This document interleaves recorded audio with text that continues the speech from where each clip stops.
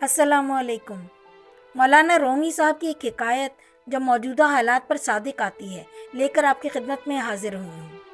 एक शख्स तूफान के डर से एक दरख्त के नीचे पनाह लेने के लिए खड़ा था।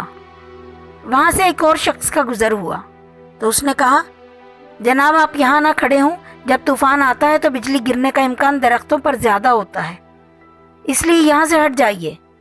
उस शख्स ने जवाब दिया, मेरा रब मालिक है। थोड़ी ही देर गुजरी थी, दूसरा शख्स आया। उसने भी यही नसीहत की कि दरख्त के नीचे से हट जाइए।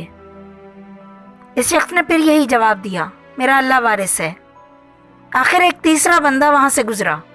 उसने यही कहा कि जनाब इस दरख्त के नीचे से हट जाइए, तूफान आता है तो दरख्तों के गिरने का इम्कान ज़्यादा होता है। मगर इस शख्स ने कहा, मेरा अल्लाह मालिक है। गर्ज तूफान आया, बिजली गिरी और वो आदमी मर गया। एक शख्स ये माजरा देख रहा था।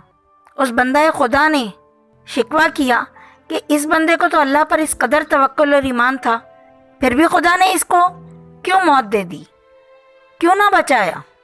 मौलाना रूमी फरमाते हैं, वो 3 बंदे भी अल्लाह ने ही भेजे थे कि बच जाओ, मगर इस शख्स ने ना मानकर खुद अपनी तबाही की। बस आजकल हमारे भी कुछ ऐसे ही हालात हैं।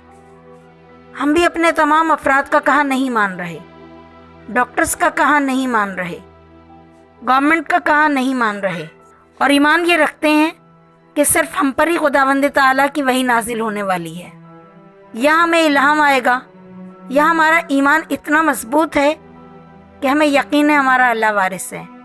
ये सोचे बग़ैर कि जिन्हें वो भेज रहा है बार बार हमें बचाने के लिए, वो भी उसी अल्लाह के बंदे हैं और हमें जानते हैं और हमें बचाना चाहते हैं।